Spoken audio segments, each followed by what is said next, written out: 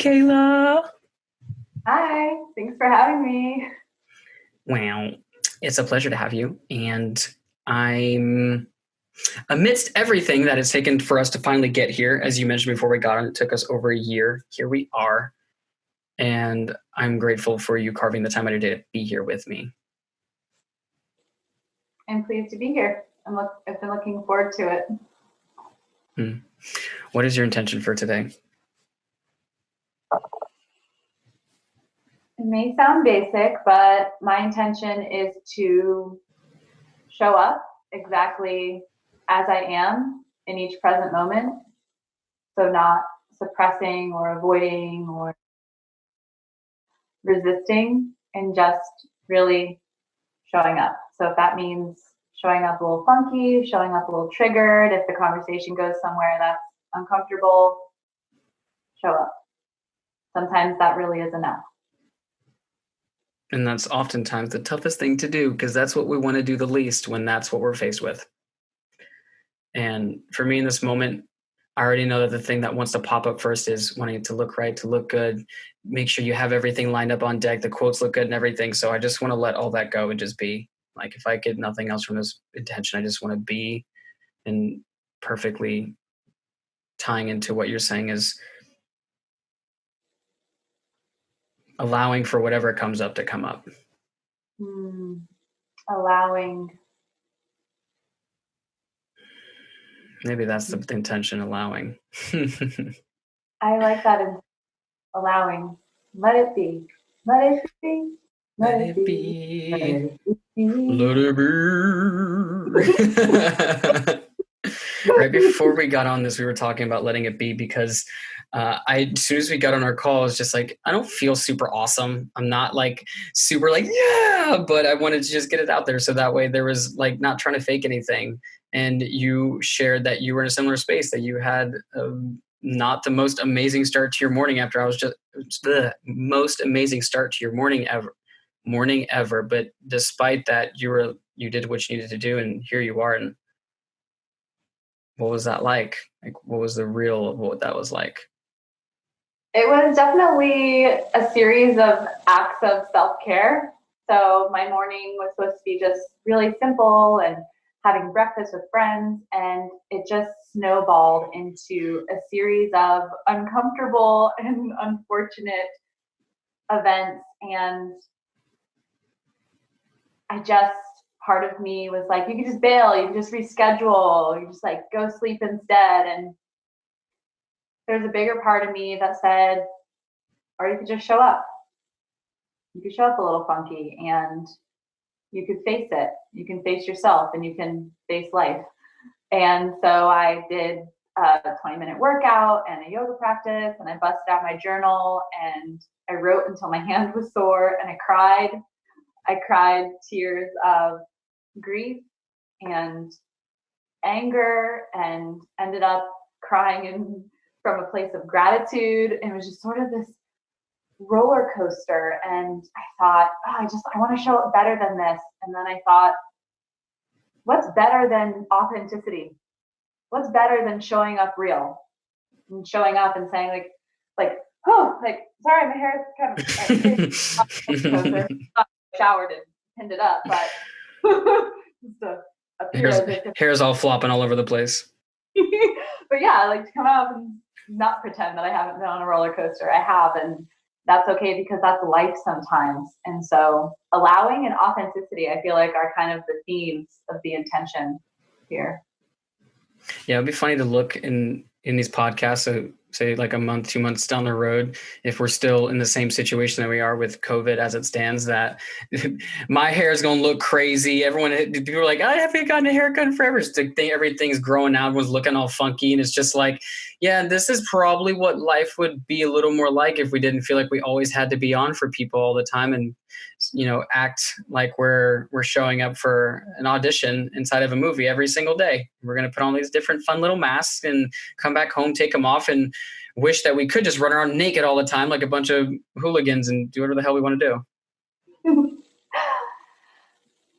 That's a really good point, with everything being closed and us being sort of trapped in whatever routines we've created, it really is an opportunity for self-acceptance and showing up exactly as you are. You're talking about hair, but I have a friend who sent me a photo of her false eyelashes in a sink. And she was crying and she was like, I'm staying at my boyfriend's house and I have to go out and face him without eyelashes. He's never seen me without eyelashes. I feel naked. I feel raw. I feel ugly. And I thought, wow, like this is like a big deal in a relationship, to show up naked, right? And not naked physically, but naked meaning vulnerable. Showing up, hey, this is what I look like without makeup on and false eyelashes and nails and whatever. Like, it's like letting someone see your cry face. You know? I feel like I'm a very beautiful crier. And so if I show you the cry face, that's a really vulnerable thing. And so yeah, that this is a really good opportunity for self-acceptance and for taking that risk of vulnerability and what it's like to kind of offer, like, here I am. And if someone doesn't accept it, to have enough self-love to say, that's okay, because I accept me. Or to have the strength to show up as you are and then feel how empowering it is to be accepted on top of accepting yourself. So yeah, there's a really cool opportunity there for seeing things as they are, being as you are, and accepting all that is, because that's really our main option here. We're not in control of a lot of things.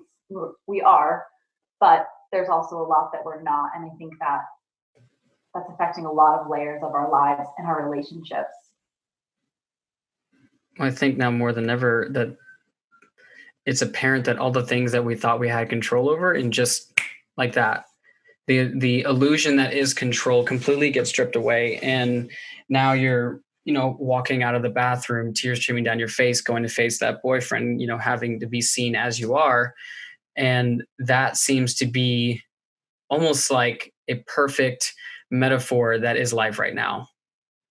And we can try all day to button everything up and have our makeup looking good and have all our hair looking good. But when we sit with ourselves, and to one of your points you made, I think it was offline, about like the gap between who I'm showing myself to be versus where I'm at, like that gap is becoming very obvious for a lot of people. And continuing to put on this facade, I mean, it's just detrimental. It's so deteriorating to the mental space, to the emotional space, to the spiritual space, to the physical space, like all of it. And it's exhausting. It's so exhausting. And oddly enough, it takes a global pandemic to start to show people all those things that you thought that you had control of, all those things that you thought were so certain, that steady paycheck, that 401k, that your morning routines and rituals, who you were going to see, where you were going to see, the gym that you were going to, all those things you thought are going to be there for you, just gone, just like that, seemingly overnight. How do we deal with that? For me, it's focusing on what I do have, the power that remains. And then when we stop focusing on everything we're not able to do or can't control, and you layer that lack of control with uncertainty. Yeah. Right. There's another layer of, sometimes, I went on a 2-week trip and thought I can do this for 2 weeks. I can go 2 weeks without coffee, 2 weeks without, I can do it for 2 weeks. I knew there was the end. I think the difficult part for a lot of people during this pandemic is not knowing when it will end, if it will end, how it will end, who will I have left when it ends, what will I have left when it ends, who will I be when this ends. We're all going through this metamorphosis. And so for me, to keep my sanity and to keep me calm and to keep me healthy. It's focusing on what do I have, what do I have to be grateful for, and what can I do right now with what I have. And something I've learned through this process is less is more. My life has been simplified. Just a lot of things have been cut out, and you get to really see what was serving you and what wasn't. When a lot of stuff gets taken away, you can see more clearly what's left. Oh, when things begin to get taken away, that's when you can see what's left. I have to qualify my laughter because you said that. I just had a conversation with somebody where we were talking about, it seems like now more than ever, we're just focusing on the simple truths. And one of the simple truths is that less is more. And when you start getting to the core, to the fundamentals of it and everything, it's like all that time you spend at your job, all that time you spend doing all these other things. Now it's like, what is left now for me to do?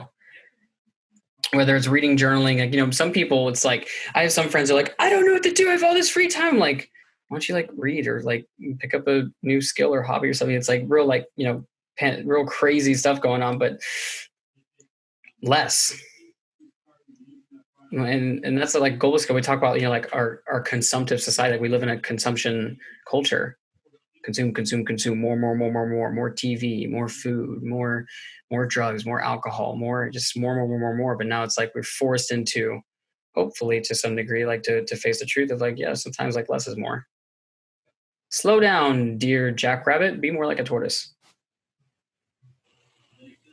Slow down. I think that's something, another thing COVID has gifted us is not only it's not even an option.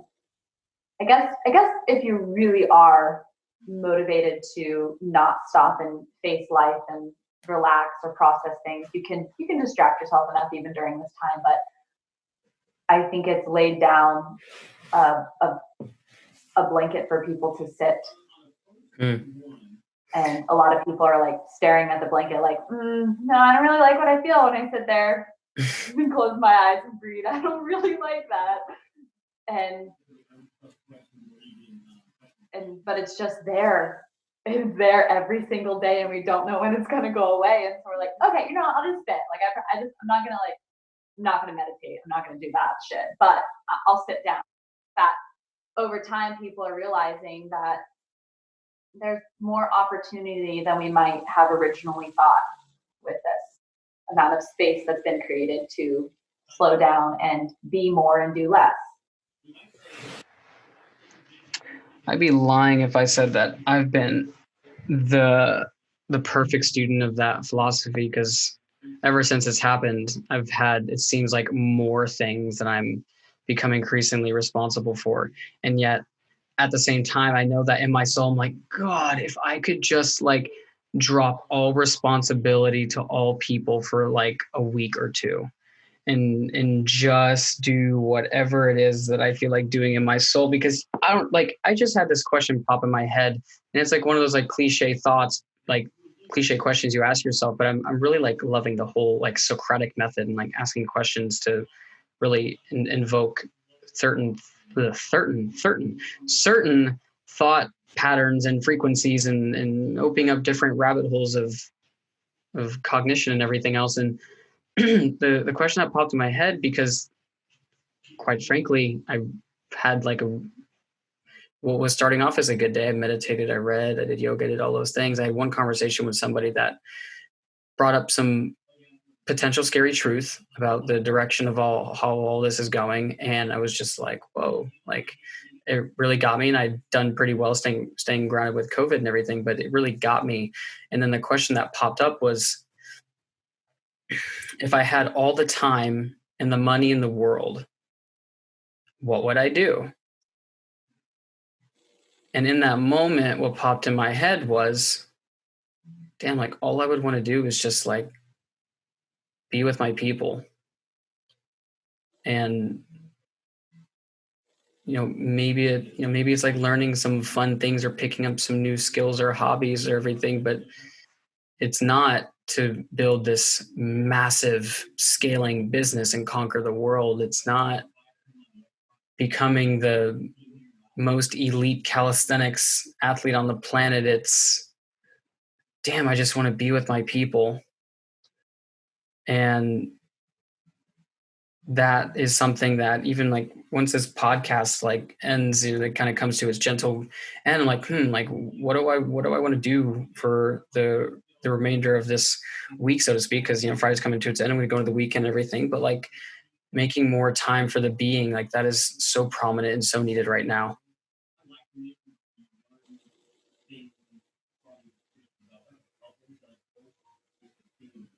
I think in our culture of, I guess we'll call it Western culture, or the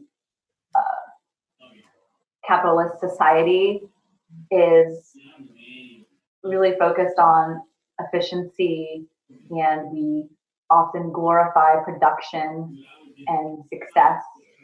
And I love the hypothetical question method of exploring ourselves and the world and how we relate to the world and each other.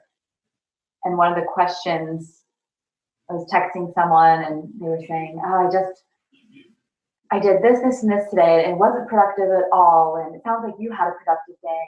And I thought, from my perspective, her day was productive. And I asked, what does productivity mean to you? And I didn't hear back from her for a day.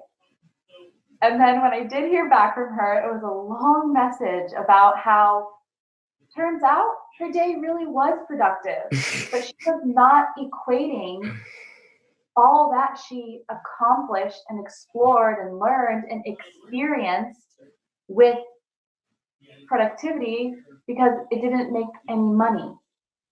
She didn't have anything tangible to show. Like, she didn't make anything or increase her bank account, but she experienced life and she learned, and she did fill up in a way, whether that's knowledge or a heart space or building, our body, or connecting.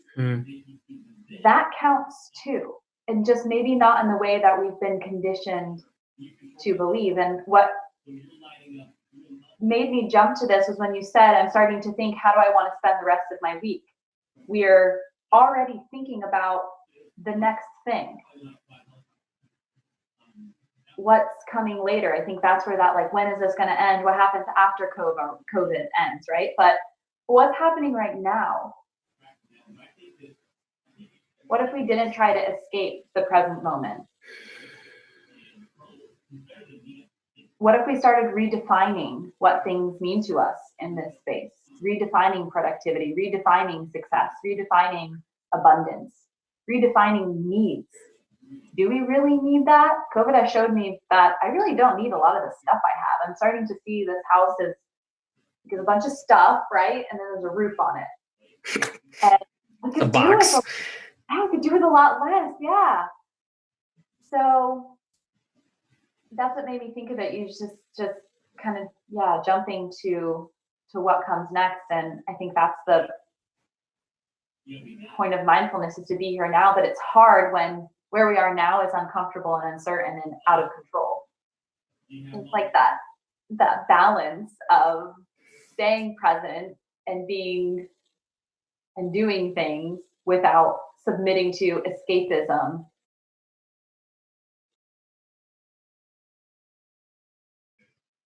I think you said this word earlier, and it was the word that popped in my head, which is metamorphosis. Like the butterfly goes into the cocoon, or rather the caterpillar goes into the cocoon, it comes out a butterfly. And ironically, just because it's just so right there, the person that you spoke to actually told me that same story. So when you were talking about it, it's just like, I know who you're talking about. And I remember her telling me that. And it's so perfect, because this is a grand time to take a second and redefine everything. What does productivity really look like? What is success? What is success? Where what is truly important, what is valuable.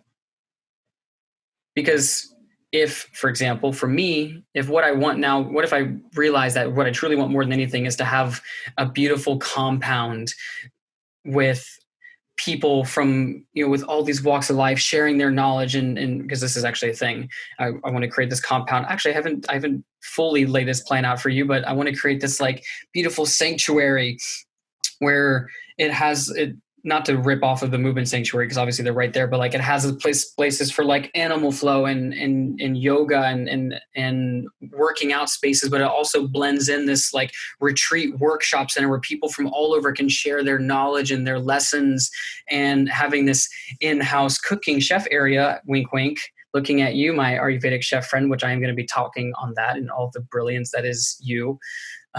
She's a really solid ass chef, y'all. She's wicked. It's ridiculous. Every time she cooks for me, I cry with joy. But having this hub, like, and that's a long-term goal, but like, if I could just have a space where my people were there and like we lived on this, like, sounds so hippie to me that I'm even saying this, but like this like sustainable little area where we're like growing our own fruits and vegetables, and we're just loving each other and working on our collective consciousness. And sure, maybe we don't have a lot financially, but if I have oh my God, I'm getting emotional thinking about it. If I have my heart, if I have my people, if my joy comes from being able to share that love with the people around me, and then bringing people in that space and they find that love within themselves, they follow their wolf and they find their truth and all of that, like that would bring me no greater joy. There's no amount of money that could ever replace that. And even the money that one would need to do that, that's merely a secondary, tertiary means to getting the thing that I truly want, which is more time with myself, more time with the people that I love. Mm-hmm. That's what matters to me. It sounds like you've been digging deep into what you value. And a lot of people think they have their values figured out, but I think sometimes our values become what we've been conditioned to believe is important based on childhood or society or culture. Mm-hmm. And I love hearing when people have taken the time and created the space to say, maybe this is what should be important to me according to my parents' generation or to the societal norm, but here's what's really important to me in this season of life. And that's another thing that I've been trying to do, is creating space to change my mind, and it being okay to be a dynamic person that changes, and what's important to me a year ago might not be important to me at all a year from now, because that's the beauty of evolution, is once maybe a specific need is fulfilled or a certain wound is healed, your motivations change. That is really interesting. Talk more about that.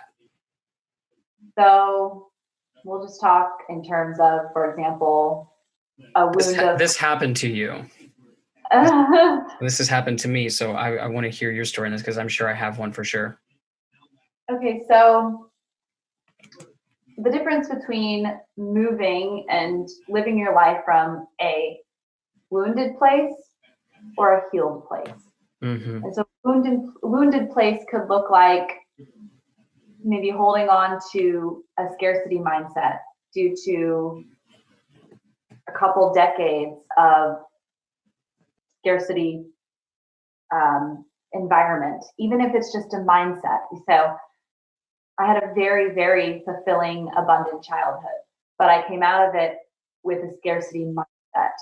And so I like to clarify with people that sometimes the prison is your mind. Most oftentimes. Yeah, it's like a cage that you're like in. Like, I don't know, I'm in this cage. It's like, okay, well, get out of the cage. And so until you can become aware of that, you don't even realize that you're choosing it in a way, or it's been handed to you and you just haven't let it go yet. Sometimes we're handed lots of things in life. Like a belief system, right? We're handed belief systems and we don't know. We're children, we're these little seeds, and we don't really get to choose until later in life. And so that scarcity mindset was an example, but the example I'm going to use for this is codependency. So that's a wounded place, being a little bit more of like victim-y and like in need and not taking responsibility for my life. And the decisions I make in the place of not having the faith that I can rely on myself and feeling blame when the people I'm relying on don't show up for me or pull through for me, the decisions I make are going to look differently. I'm going to be a little bit more people pleasing. I'm going to dishonor myself so that I can get what I need. I'm going to make different decisions because I'm moving from a more like reptilian brain kind of survival place, not being able to see or not being willing to take care of myself. Then we move to a more healed place, a more interdependent place. And that's where I'm responsible for myself and I allow others to help me when their cup's overflowing and they're willing to help me. But I have no expectation of that. And those decisions I make are going to look different. I'm not going to be showing up with the intention of pleasing so that I'm accepted or supported. I'm going to show up as I am. And if you don't like it, I'll walk. I have a stable foundation to turn to. And I don't need you. Yeah, it's from a place of desire and just joy rather than need and lack. And so you can sense that, and we ebb and flow. It's okay. Sometimes you return back to that patterned place of codependency, and the power of awareness is, this feels, there it is. All right. It doesn't mean that you're a failure. It means that you took a couple back tracks, a little step, it's more of like a valley, right? So we have these patterns that we have, and just like from a neuroplasticity perspective, these grooves. Yeah. And sometimes you're creating new groove and you're like, yeah, I'm in this new groove. This is way healthier. And you just kind of like, bloop, you're like, oh shit. There it is. Old groove. Here I am. Okay. It doesn't completely cover up or fill in that other groove, that new pattern that you were working. Just kind of stumbled and fell into this other groove. And it just takes that same level of awareness that took you to start forming that new pattern to get back in there.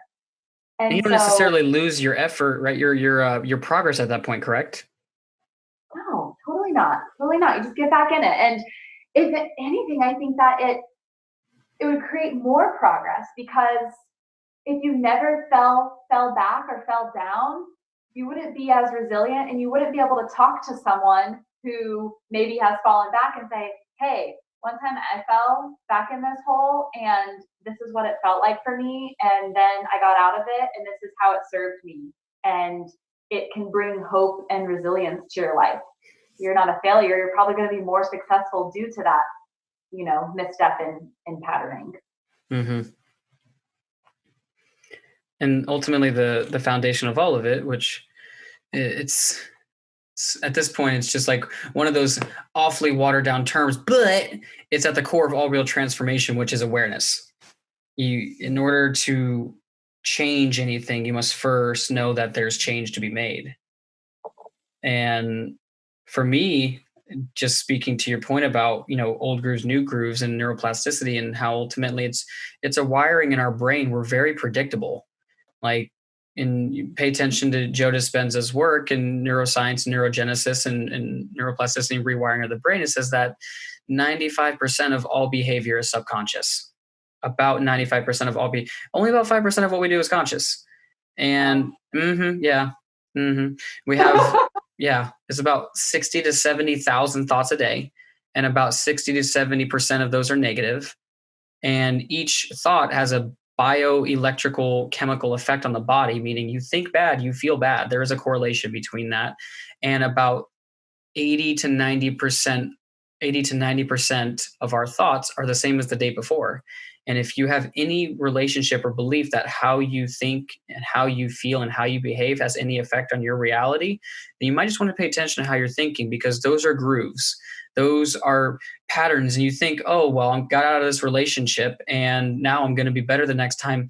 Not so fast, bucko. Like you've yet to actually do the work. So for example, myself, I was in my most previous relationship when I was in the relationship with a person for about a year. There came a point, and I kind of like prod myself a little pat on the back. Like I always try to be like pretty self-aware and like acknowledge when I'm like really just being shitty and falling into old patterns. And one of the things that didn't come full circle to me until halfway through the relationship, and especially as it ended, was that I was bouncing from relationship to relationship. I would get out of one, I would start to do really good. I'd be working out all the time. I'd be meditating. I'd be reading. I'd be doing all this personal growth. I'd be expanding. I'm like, yes, I'd just be on my shit. Just on it. On it like white on rice. On it like cargo on a ship. On it, see, just poor analogies. Anyways, point is, I was really on my ish. And then I would get into a relationship and almost all those rituals and routines would get set to the side. And in this most recent relationship, that happened where I started kind of slipping that pattern. And then once I came out of it and the smog settled and everything kind of got clear again, I was spending more time with myself and everything around COVID started. And that was when it became so abundantly clear to me that I was subconsciously wired for the fear of loneliness and abandonment. And that when I started to feel good, and here's the thing, this is just how the universe works, energy works, everything else, it continues to put lessons in front of you to deal with the same thing, to test you and say, have you learned this yet? And guess what? The teacher is always silent during the test. That's why hindsight is such a bitch. Because what I didn't realize was that I got into that relationship. Sure, I had good intentions, and sure, I learned so many great lessons of how to be a better communicator and how to love better and how to love myself better.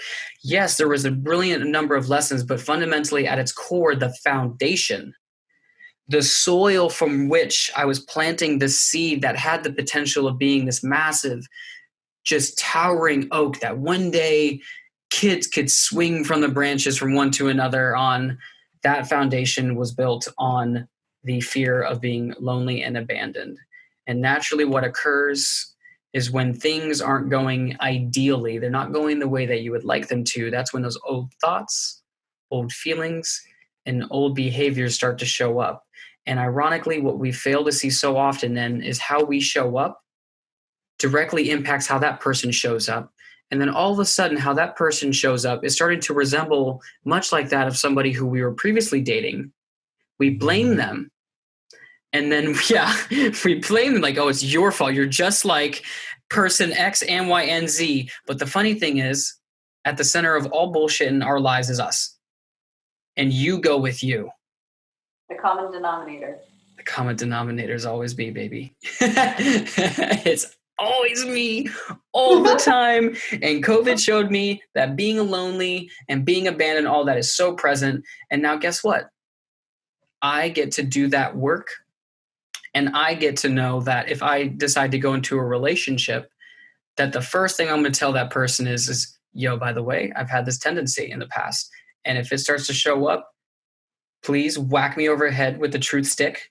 Let me come back to my senses so I don't make that same mistake, because I don't want to your original point, fall back into that same groove. And if I do, be patient with me, be gracious with me, and help me to get back on my path.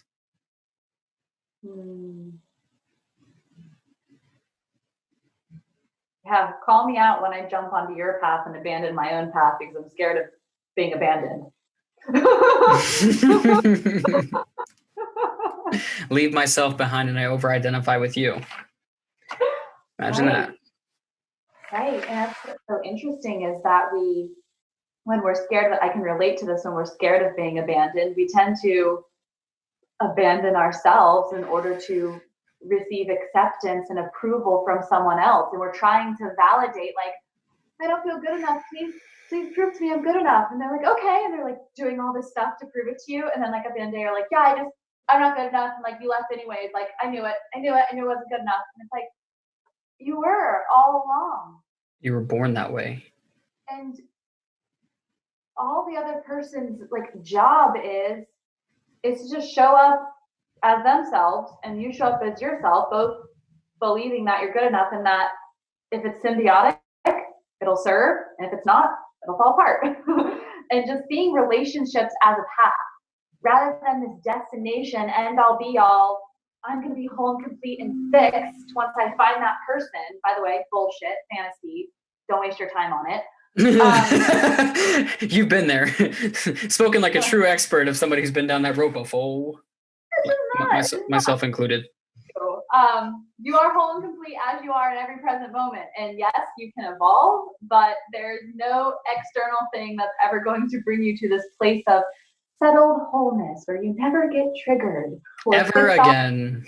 Like, doesn't exist. So don't intend to get into a relationship. But I really took a long side street there. It's all the truth. I might need help navigating back to like the road I was on before, side street. I felt like this was the road. Okay, all right. So I think I was talking about how got it. It came back. When all along, like we're asking, basically saying like, hey, I'm going to give you this power, right? Okay, and got it. Affirm that I'm good enough. And really we should just keep our power and empower ourselves to do the work, right? Do the inner work and come to that place of believing it's enough, we are enough. Yep. And not jumping, out of ourselves into someone else, hoping that we'll feel complete. So I guess that's kind of bringing it back full circle. I got lost on that path with you. Don't worry. Because I was just like with you. I was like, yeah, so invested. I got excited. I was like, I'm over here. And this was a fun sprint, but I went with you. Where I came from. We walked down a dark alley together and you're like, where did we go? It's just like, I don't know. I actually don't know. And I was so with you. I was just like following you. And then you're like, where did we come from? Like, I don't know. I was following you. Honestly, this is my fault. I didn't pay attention. I should have been dropping breadcrumbs. I remember. Thanks for the breadcrumb analogy. That's cute.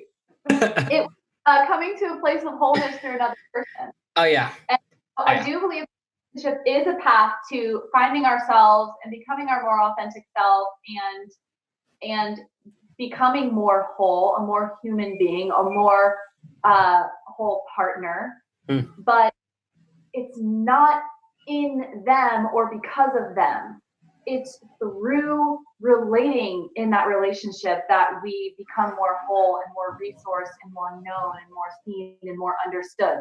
Because in relationships, like we have to face ourselves and understand ourselves in order to communicate to that person so that they understand us, right? There's like that kind of foundation to grow a garden together, so to speak. That's that planting those seeds of understanding. And so what I was getting at was, you're not going to find yourself or become whole or become at peace because of another person. It's not a cause and effect. No. It's more of a path. It's more of a journey. It's more of an experiment. This is. Go ahead. I'm sorry. That's all right. I'll just breathe. You go ahead. And woosah, we back. No, I think it's great. And this is something that I've actually, I don't know why the word toiled came up. I don't even think that's the proper use of the word. Someone will correct me if I'm not, but I've definitely contemplated, deep thought, sipping on tea. Not really. I've definitely gone through my own like thought loops on the whole, like, okay, like I can't be in a relationship with anybody until I'm completely whole, because as long as I haven't done all of that work, then I will continue showing up needing something. And then I was just like, yeah, but like there's no timetable on what that might look like or what that's going to take, or if that's even like a possible destination. I was just like, I don't really want to be like single the rest of my life. Like I like being able to have someone to come home and just hold me and hug me and maybe we cook some dinner together. Like sometimes I just need to be like a shit stack, just like not having it together, just have someone listen to me, which actually you've been that person for me. We're like the closest non-dating couple ever. Just like, we just are that way with each other, which is why these conversations are just so effortless and fruitful. Oh, I like that. Effortless yet fruitful at the same time. They always bear great seeds, bearing great yield. But that's something I toiled with, because there it is again. I've really sat on for a little while. I'm now in a place where, because I told myself I'm going to be out of a relationship for a long time. But what I noticed as a self-awareness was I do really well when I'm on my own, and then I get into a relationship and I throw those things to the side, as I previously mentioned. But what I've decided, at least now, is you know what, like, and you said it so eloquently, I can be in a relationship and know that as a soul, I am already whole.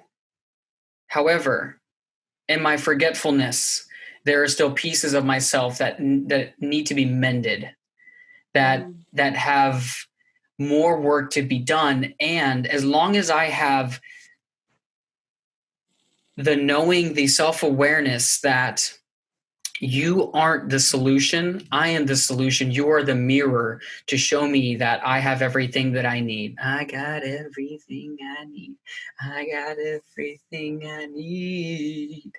Yeah, like I got everything I need, and I'm willing to do this precarious, uncertain, and oftentimes treacherous journey of figuring myself out with you. And again, if I slip, if I fall, help me to come back into my groove. But I tried the whole mantra of, I'm going to become whole and complete, because you can't have two halves to create one whole. No, you must have two whole individuals, and then you come together to create this super whole, which I totally believe in the third entity. Like, you come as one whole being, or wherever you're at. And like, for example, if it's me and you, like I am a being and you are a being, and we come together and we create a third entity. It's like a reformation. It's completely like, you lose your face, I lose my face. Like, we are something different. But what I think people often forget is that you have to step back into your own personal entity.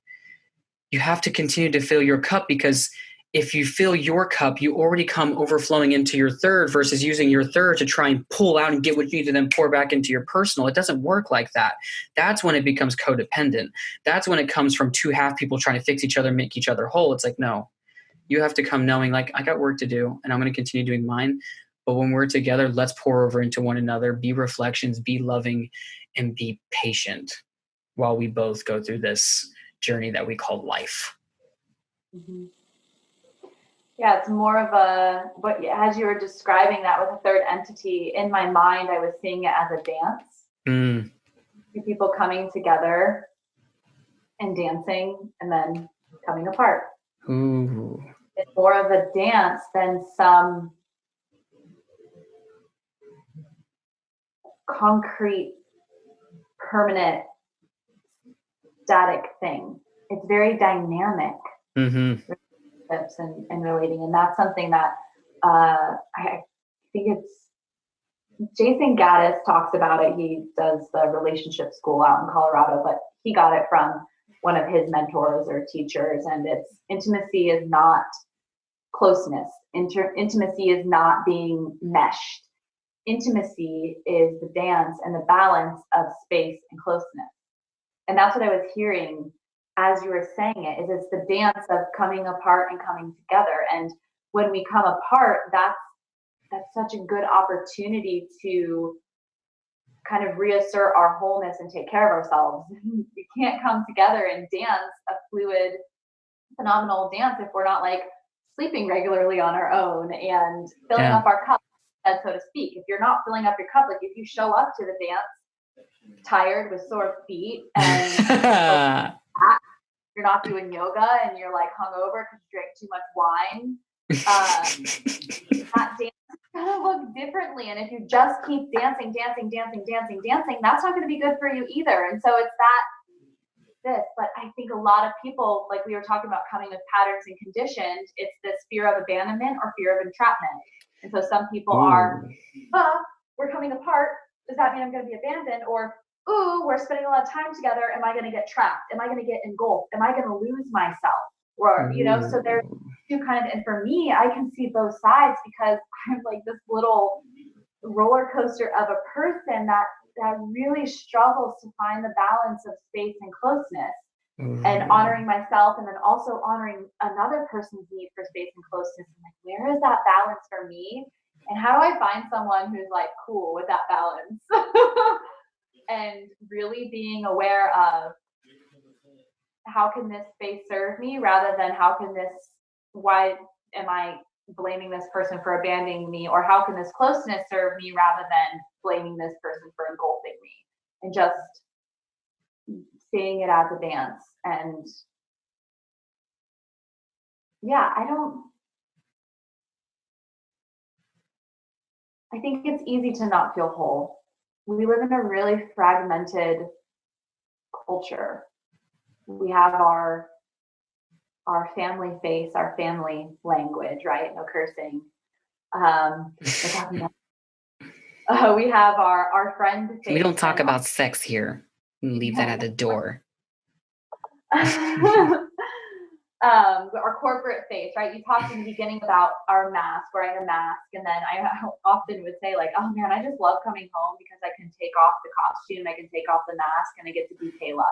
And I remember when I said that, I was like, man, I want to live my life to where I can just all the masks all the time.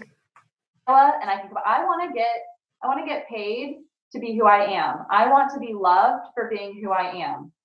And that kind of like started my intention when I started my business. My intention was I get paid abundantly to do what I love and be who I am. Ooh. That was hard. And I still, every time I go back to my family, I'm like, oh, let me just squeeze into this like old costume. Okay. And I leave like, oh, that was so suffocating. Why did I do that? And it's because we're scared. We're scared of rejection. We're scared of judgment. We're scared of being misunderstood. I get that. But it's really amazing when you like are willing to peel off those layers of that costume. You don't have to take it all off at once. That's vulnerable. That's raw. That's scary. But just being willing to say like, I'm going to take this piece off and living in that way. And I just want to like encourage people, like you don't have to like show up like I am whole and perfect and complete in order to show up. I think that's an unrealistic expectation. Yeah, you can say like I'm a little fragmented and compartmentalized sometimes, but like I'm doing my best every day to show up authentically and real, and that's scary. And like thanks for seeing me in my gnarly and my gorgeous. Just have the gratitude that we're able to cultivate communities and friendships and businesses where we're able to be who we are, and where there's also space to change who we are and how we feel and what we desire and value. I feel like somebody needs to come by with a dust sweeper and get all the gold that you just shoveled out into every direction. Goes like, oh my God, oh, this is like right downables. Like, this is good stuff right here, people. This is straight, just good stuff. You hit so many good points that there's no possibility I could even hit all of them, because we went from talking about, the relationships and not losing ourselves in the illusion of coming whole and being perfect and everything of what that is. And one of the first things that popped in my head was that intimacy. Someone said this to me, I don't remember who it was, but they said that intimacy is into me I see. When that mirror expression you made earlier. When, like, for example, to me in this moment with you is intimate. Like we're being close, we're being honest, even though we're not even physically close, but like we're sharing this intimate setting of, intimacy isn't just like, making out and tonguing each other down and, going to Pound Town. Like that's not what intimacy is. Intimacy is just being close. Like acro yoga taught me that. Like just sharing that space with someone, being something that could be very like unsettling for somebody who's never, had their feet off the ground or had someone else touch them in that way. Like intimacy is like this, it's this place between almost like uncertain excitement. You don't know what's coming. You're so into it. But like you said, it's the mirror. It's being into me I see. It's when I can truly find who I am in looking into a mirror. It's like if you look into someone's eyes deeply, oftentimes the thing that you end up seeing at first is yourself. And what greater gift in this world than to see ourselves for who we truly are versus all of the self-limiting, self-detrimenting, self-scandalizing and deteriorating things that we do and say to ourselves. To be so for ourselves that even if we come to this person, our naked and raw self, and say, hey, look, Cayla, I have something I want to share with you. And I'm not going to lie to you. I'm scared. I was a little scared shitless. But the past 2 weeks that we spent together, just going and jumping on a moped and riding over a bridge and catching these beautiful sunsets, to just like cooking in your kitchen, being silly and everything. Like, the one thing that I haven't been truly honest about is how, like, I really want to explore something with you. But the thing that has me be fearful and afraid is that I don't have everything together. My money is, my finances are, I'm not gonna lie, like, they're just not in a good place. I've had long-standing issues with my mom, which now has me like running with fears of loneliness and abandonment. And that shows up sometimes. Like, sometimes I get a little possessive, and sometimes I get a little overbearing. And, when I'm really at my low states, like, I can become very self-centered. But I would much rather be upfront with you about that and share the truth, because what I've realized in me doing this and me sharing this is that in me sharing this, I'm loving and accepting myself. And the worst thing that can happen is you decide that it's not for you. And then I know in my heart that because I'm enough, then I will find somebody who will see that as it is and love me for exactly who I am. And I no longer need that validation or approval from somebody else outside of myself.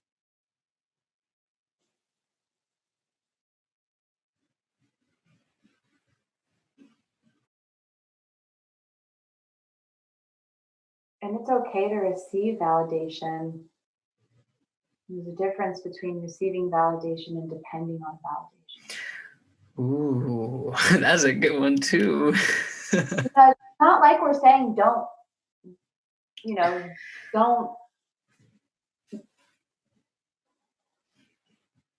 receive like support. That's not to get misconstrued, if you're not like really understanding like the depth of the intention. It's not you have to do everything on your own. It's showing up with a stable foundation that's imperfect and maybe a little broken in some spots. And as like you're kind of rebuilding and like noticing what's shaky and noticing where you're ungrounded, as you're like filling in those holes, someone like come over and it's like, oh wow, yeah, like that, you're really smoothing that over. Like, it feels really strong. Like, this foundation feels strong. You're like, awesome. I thought so too. Like, thank you. That's reaffirming. It's reaffirming, and it's supporting. And there's a difference between receiving support and guidance and love and relying on that to feel like we're enough or worthy of love. And so just clarify. And something else I was thinking about when you were talking about this, into me you see, and when you look in someone's eyes, often you can see yourself. And we're talking a lot about like self-growth and sustainability. And from an outsider or someone from a different thought pattern or generation might think like, wow, these are like really self-centered millennials, or you know what I mean? Like, talking all about this. And I'm just wondering because I know that when I take care of myself, I take much better care of everyone else. My clients, damn straight. My friends, my family, my cats, they get this filled up, resourced Cayla. That's what I want to share with the world. But first, I got to fill my cup. I got to get my sleep on. Like, I got to do my thing. And sometimes self-care can look like selfishness. I've been told in relationships, like, you call it self-care, and to me it's selfishness. I'm like, okay, well, I hear you, and I can see how it might be perceived that way. But I hope one day you get to thank me for the fact that I take a step back and care for myself, because I pour from that cup into you that I'm stepping back and filling. My cup runneth over. Like, the reason I'm showing up and loving you with such depth and vulnerability and authenticity and connectedness is because of the step back. Like, in order for me to take that step forward and be so resourced and hold space and connect and love, the step backs that I take fuel that. And so just kind of what perspective can we bring to how self-care and inner work and this fill your own cups that you can pour into others mindset, how does that serve the collective? How can we kind of help the people who sort of pour from an empty cup and really don't have balance in their lives? It's like this, it's like pouring, this gushing, and then this like, oh, I'm like so dry and like thirsty, and I need to like, shut my house and shut myself in my house for several days in order to recover, right? It's like this, let me work 60 hours a week, and then over the weekend I'm like, okay, I'm gonna like binge on Netflix and like go out and just like numb and then do this. And how can we show how serving ourselves serves the collective, especially right now in a time where we're self-isolated and really stuck with ourselves? How could we serve the entirety of humanity, the environment, the collective energy of existence? I think this comes back to way the hell back in the early of us conversation where you said redefining selfishness, because if to be selfish is to take care of oneself, knowing good and damn well that when my cup runneth over, it more easily poureth into yours. And if my cup is empty, I cannot pour out into yours. This isn't some like fabled philosophy. This is truth. I cannot give you what I do not have. That is not how this reality works. You can talk about how woo bullshit all this is and metaphysical. Fuck all that. Like, this is reality. If I have not a single dollar to give you, I can't give you a dollar. I can't buy you a taco. I have nothing. I have nothing for you. So, and there's also a line though, much like with anything, everything exists on a spectrum. The very nature of reality, everything exists on a spectrum. There's, self-care to the point where it's just like, you're just being narcissistic. You don't care about anybody else but yourself. Then there's so far the other side that your cup is fully empty. And for analogy's sake, you have your cup runneth over, and then like you have like 5 cups hidden behind you, and you don't tell anybody that you have all these cups hidden behind you because you don't want them to know you have this abundance. And then there is my cup is empty and I have nothing to give you, but there's somewhere in the middle where it's like I'm doing what I need to take care of myself, because at the end of the day, as you said, when I come as, and back to the relationship conversation, when I come as I have everything I need, or I have the things that I need, and I'm looking to go to the next level, I'm being honest, and that in and of itself begins being very fruitful. And tying this into the validation conversation, then you don't come from needing validation versus, and I think this ties perfectly into, what's the author's name? I'm like looking at my bookshelf thinking that I'll see it, but I don't see it. The 5 love languages. And how in the 5 love languages, if you're not familiar, as I remember, it's taste, or not taste. That's complete. That's your senses. I'm mixing things like taste, touch, sight. Like, wait a second, that is not the right conversation. No, it's toys, talk, time, touch, and something else. So toys, that's gifts, giving somebody something. I want to give you this. I got a massage gun. Someone got me a massage gun. That was a really nice gift, right? Getting someone that something really wants. Talk, words of affirmation. Cayla, you look absolutely gorgeous today. And I do mean that. You look absolutely gorgeous today. And goodness, that top is so cute. I love it. Right. So there's talk, time, quality time, spending time with that person. And just, whether it's like laying down watching a movie, like whatever it is, and touch, not the same, but similar, which is I enjoy cuddling. I enjoy even just you walking by me in the kitchen, just rubbing your hair across my back, running your hand across my back, or running your nails through my hair. Love that one. That's one of my favies. Toys, talk, time, touch, tasks. That's the last one. Doing things for another person. They call that, what is it? I can't remember. Acts of service. Yes, I did the dishes. I know you hate doing the dishes, so I did the dishes. That's actually a thing that I do oftentimes, and it's people love that. So I love it. Distinguishing those and knowing which one is yours, or collectively, a lot of times we have like 1 or 2 that are their tops, but one, knowing like what is the one that really speaks to us and really serves us. But here is the difference. And comparing it to the validation example, Do I need your words of affirmation to feel like I'm good enough? Or does it just feel nice to have you just compliment me? And I don't necessarily need it. Like, I could go without it, but I really like it when you tell me that my ass looks good in those jeans. I'm just going to be honest. I'm going to call it like it is. I love it when you comment on my booty. Like, there's a distinction that between needing it and just having an appreciation for it, between needing that validation versus thank you. Mm-hmm. Thank you for seeing me.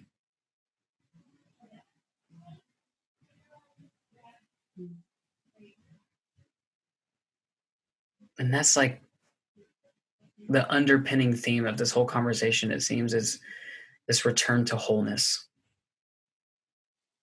but also accepting where we're at in this moment. I like the return to wholeness because it's always been there. We just left. We just forgot. We're just remembering. We're just remembering. That feels good rather than thinking we have to create something out of nothing. All we're doing is returning to what's always been there. You just felt you just need to wake up and be like, oh yeah, here it is. Duh. Just like Marianne Williamson's book, A Return to Love. It's just a remembrance. It's the old fabled saying, like, to be woke, to wake up, but really it's like to wake up is just to remember, because you've been sleeping. We've been walking around with blindfolds. To wake up to the love that is us, to the beauty that is us, because it's not like all of a sudden it's just like you walk out to your door one day and you open the door and you look down and someone Amazon primed you self-love. It's like, no, motherfucker, like you had to do that work. You had to take that time. You had to give that to yourself. Amazon Prime's not coming with everything that you need. Not this one. They ain't priming that. Nope. It's right here.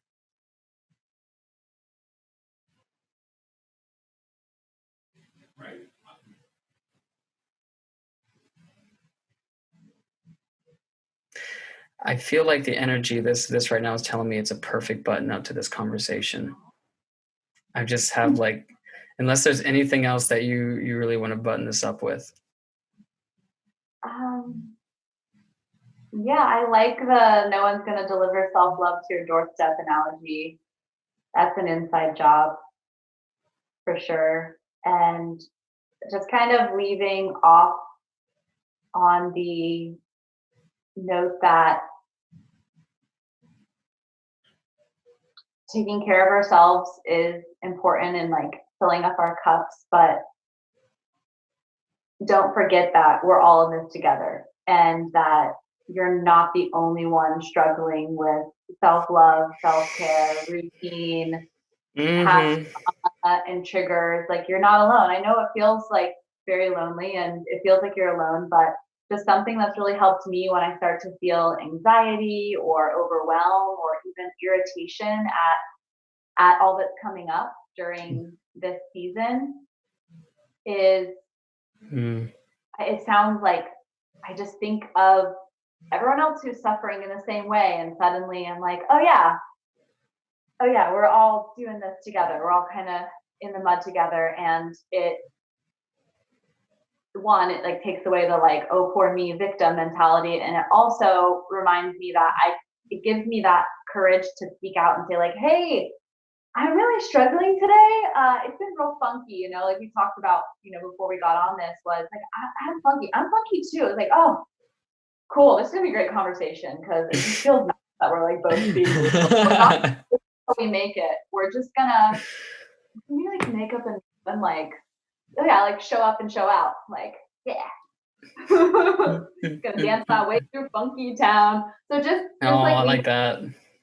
Hey, you're not alone, and we're all trying to figure out resources, and hopefully this conversation was a resource. And if you're looking for any more pieces like Instagram and blogs and Facebook, and oh my gosh, how many collective apps like Commune and these different sort of coaching and life coaching groups are giving away so many things for free right now during this COVID. And just to seek out your resources, because people really do want to give, and people really do want to help and be willing to receive during this time of feeling like you're a little empty or alone. So just leaving off on that, like, you're more supported than you might realize, and you're not alone in your pain and conflict and confusion and uncertainty. Come as you are, come as you are, and come as you are. That's how this all started for us. Even now, I'm like, oh, I feel way lighter than when I did before this conversation. And it's like, it's this purging process. And represencing our original intention. We had 2 words. And they are currently eluding me. Oh, yes. Allow. And something. Authenticity? Probably. Maybe. Someone's going to be like, no, it wasn't authentic. I feel like yours was allowing and mine was authenticity. And we just like mashed them up into a little love sandwich. It's a allowing authenticity sandwich. And I don't know. I feel like that was pretty fulfilled upon. I've been feeling real allowing and authentic in this point. This was like, for me, one of like the most dropped in conversations I've had in a little while. This was a lot of fun. I enjoyed it too. Thanks for spending time with me. And I'm so happy that we create safe spaces that we're free to be ourselves. I'm free to be me, you're free to be you, and that's a really beautiful, sacred place to be. And I'm honored to dance in that with you. Where can, if people are wanting to get a whole, actually, hold on, before I jump into that, if there is one thing out of everything that we've talked about, and I say this at the end of pretty much every single episode, I really want people to get this, that this is not meant to be another conversation. You listen to, you're like, oh, that's a good idea. And you just go back to doing life as normal and you hop right back into that old groove that we mentioned. What is one thing that someone could do to start creating a new pattern, a new groove, moving towards that greater alignment, perhaps that embodiment of that thing within, being able to dance through Funky Town, to just be like, I don't feel awesome. I don't feel great. I don't feel pretty. It just doesn't, it's not all coming together for me right now, but I can still find that wholeness within myself, or choose to continue to live in alignment with that wholeness. What's one thing someone can do to begin taking that light forth?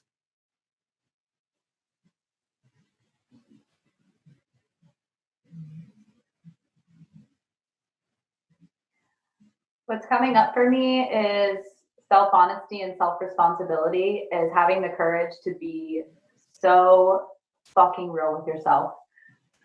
I think that's the first step, is to start by starting, and to just be real that I feel jealous, and don't let shame stop you from being honest with yourself. Because the moment you're honest with yourself is the moment you can start working that magic and moving that energy around. Like, all like emotion is, when it comes to processing, I'm just going to use that as an example, is energy and motion. And a lot of the pain and suffering we feel is stuck.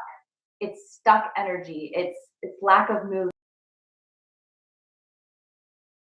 So I would say start by being radically self-honest and taking responsibility for yourself, and kind of standing in a place of like, this is real for me right now, and I am willing to hold it in my hands and face it and take responsibility for it, rather than handing it to my parents because it's their fault, or just not being honest and taking responsibility. And it's, I can say it, but it's worth it. It's a little scary, but I'd say overall it's empowering, and it's a really healing way to begin. And I do that I do self-reflections with a journal, where I'm like, all right, I actually have, I don't have it close to me, but I have like my manifesting journal with all like my hopes and dreams and desires. Dark journal. I call it my shadow journal. Oh. And I can go to that journal and write all my nasty stuff in it, all of that stuff that comes up when I feel yucky, when I feel jealous and insecure, and when I want to control people, and when I'm throwing a fit because I'm perceiving that I wasn't chosen, right? I'm not the chosen one. And I write out that junk, write out the junk to remove myself from the funk. And Ooh. a place to put that. For me, I literally got a separate journal, and that's where the shit goes, because I felt ashamed writing the real raw, broken, bleeding parts of me in my pretty namaste journal. And what it does, it says,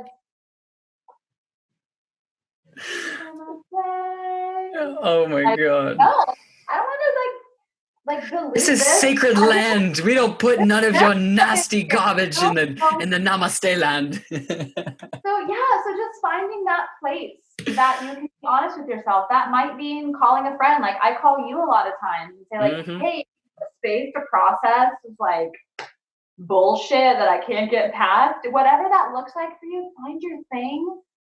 Find the place in Funky Town that you're allowed to be real with yourself, and like start by starting and find that, because yeah, that's where the magic happens, is outside of that comfort zone and in a place where you're willing to be honest with yourself. Mm-hmm. Excuse me. I love that. I love that. I love that. Something that really came full circle for me when you brought all that together was, I remember I was listening to a motivational video and Will Smith was talking, and he said that, and this was relating to a pretty heavy topic, but it was very pertinent. He said that, he's like, it's not your fault that you were sexually abused as a child, but it's damn well your responsibility to do the work to overcome that. And you can relate that to anything. And for someone who myself was sexually abused as a child, like I can bitch and moan and complain all day about what happened, 20-ish something years ago, however, over a decade ago, or I can do the fucking work and take responsibility. And that's the distinction between being a victim and choosing, I will no longer be this. I can choose to pull out my yucky journal separate from my namaste journal and write out all the garbage. And when that's not fully completing it, I will tell you that my number one tool for getting over my shit is talking to people. Every single time it works without failure. If I have to keep picking up the phone, that's what I'm going to do. And if you're listening, pick up the phone. Whether you got to call me, shoot me an email, whatever it is that you're listening to, like, oh, I'm in Funky Town too. Like, shoot me an email. Like, I will listen. I will support. Like, you just have to be willing to know that in order to get to Namaste Land, you got to go through Funky Town first. That's just how it be sometimes. It is. And find your thing. That might look like talking to someone. It might look like dancing until you're in a puddle on the floor, finally able to cry. It like a lot of different things. Find your path and walk it. And yeah, I love that example that you gave of I don't know what word you use exactly, but you can be the victim or you can be victorious. You can say victim to victorious, or this happened for me, and like I'm gonna move for now. Oh, I know the one that I love the most is wounded to warrior. Like warriors have scars. It's okay. That's always going to be a part of you. It makes you who you are, but you don't have to continue bleeding for the rest of your life. Wounded to warrior. I love that. If people are wanting to connect with you, what is the best way to do so? And all of this will be somewhere, show notes or something. It'll be somewhere, but what's the best way to get in touch with you? I respond to Instagram pretty quickly. I have a personal and a business, and they both include my last name, so that shouldn't be hard to find, H-A-N. My website is healinghands.com. So Hands is spelled, if you're in Europe, it's Hans, H-A-N-S, but I'm Americanized, so it's Hands without the D, and it's healinghands.com. Yeah, it's just hit me that we get to talk about how amazing you are of an Ayurvedic chef. So we'll be having you back on, and we're going to go deeper into all of that. And yeah, it's super brilliant. But guys, thank you, Cayla. First of all, thank you for being here. Thank you for the energy, for the time, all the stuff that you have to pour out to be here. That matters to me so deeply. I honor, love, and respect you. And for anybody listening, same to you, wherever you're at, wherever you're going. I love you. I admire you for if you've made it this far, especially if you've made it this far. You made it this far in the conversation. I really deeply appreciate your willingness to go on this journey with us. Thank you for listening. Thank you for your energy. And above all else, live your truth, love your life, and continue to follow the wolf within you. How?